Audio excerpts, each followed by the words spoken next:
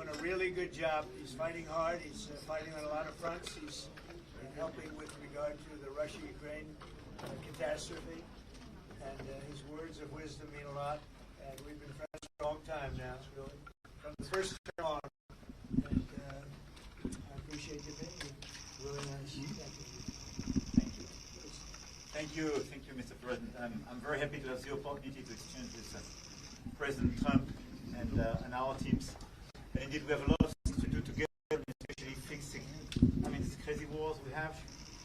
And I just saw the message you issued after your meeting with the President Zelensky, and I think it's a very right one. If we back completely Ukraine in this situation, given the Russian economy is suffering, there is this opportunity of a good future. It is. We will back it. I think so. They're very enthusiastic in a lot of ways. It's been a terrible war. It should have ended, and Russia should have stopped it. But they've been 3.5 years, and they've gotten not so far. So we'll see what happens. But the other side can fight too, and they've proven that. Maybe it's it could be that Russia's a paper tiger. I don't know what they are, but 3.5 years of fighting and killing everybody, of killing 7,000 people a week for nothing. So it's a very sad situation, but most of you have seen the recent statement I put out a little while ago, and I'm glad you got it. But I feel that way. I really do feel that way. Let them get their land back. Yep. So we'll see how it all works out. And in the meantime, I hear France is doing well, and you're doing well. And he's been my friend, and we've gotten along on just about every subject there is to get along with. Other than on occasion wine. I say, wouldn't you like to pay a couple of dollars to put the wine into America? But we've always treated you good, right? We will try to fix all these issues, but we had very good discussions. And I think peace as an objective everywhere, right. Ukraine as the Middle East is a common objective we have.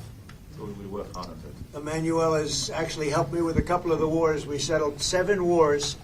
The biggest disappointment, but I think that'll happen eventually, is the Ukraine and Russia situation. But we've settled. I thought that was going to be the easiest one because of my relationship with Putin, but unfortunately that relationship didn't mean anything, unfortunately. But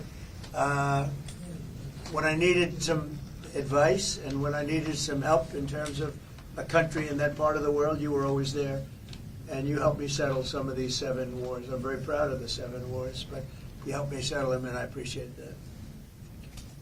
Thank you very much. Any questions? President Macron just said that if you want the Nobel Prize, you should put an end to the war in Gaza. What's your response to that? Well, they say that all together.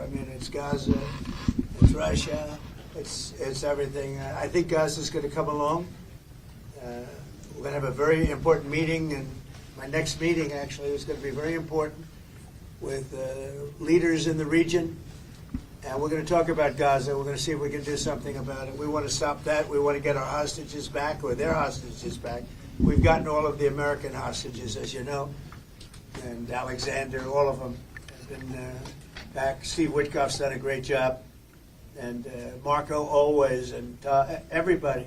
We have Scott got involved and strongly involved from a financial standpoint. We're doing some things that are pretty good. We put Iran out of commission, very important. It was called the bully of the Middle East, and they're out of commission. Now we're going to have a meeting today. I think it's going to be a successful meeting with all of the leaders of many of the biggest, I would say the most important countries having to do with Gaza, indirectly and directly. And that's going to take place just in a little while. So I'm sure you'll be there, and we could have an outcome very quickly. Why do you believe the recognition of Palestine is a gift to Hamas? Well, I think it honors Hamas, and you can't do that because of October 7th. You just can't do that.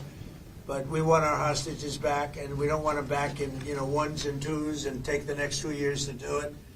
We were the ones that got the hostages back. And I always said, I told Steve, I told Marco, I was always saying the last hostages are going to be the toughest ones. But you can't honor them by doing anything like you suggest. All you can do is say, we want our hostages back, and we want the war to end. We're going to want it to end. But you always have to remember, people forget October 7th was one of the most savage days in the history of the world. There's never been anything like that. We're talking about babies being sliced in half. You're talking about young children having their heads chopped off. You can't forget that.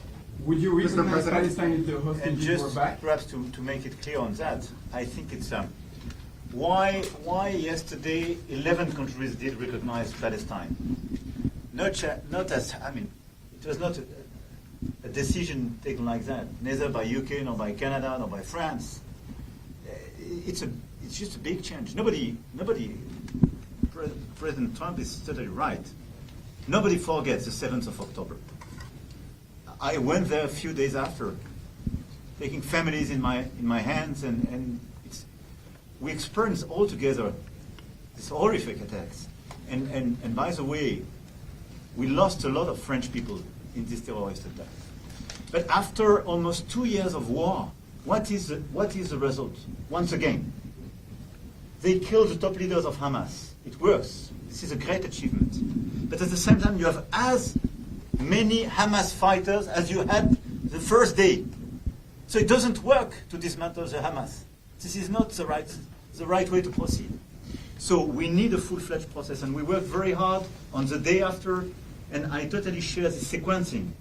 The release of all hostages, the ceasefire, the resume of humanitarian aid. The day after in Gaza to stabilize the land. And we need a political perspective, and this is why we took this decision on recognition. Would you recognize Palestine if the hostages were back? Well, I have to say that I'm on the side of Israel. I've been on the side of Israel really my whole life. And we are going to get a solution, and it's going to be a solution hopefully that's good for everybody. But it's time to stop. We're going to have that very important meeting. I think the meeting we have coming up in the next hour is going to be one of the most important meetings that we'll have here.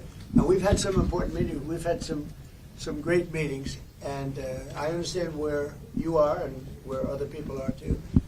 And we just have to get this solved. We have to get the hostages back. We want to get the war over.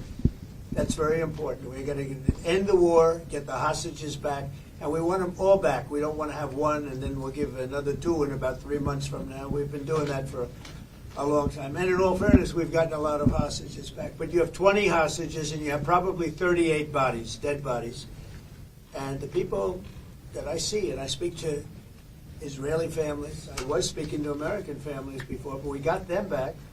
But I speak to Israeli families, and they want the son who died. They want their dead son back as much as though he were alive.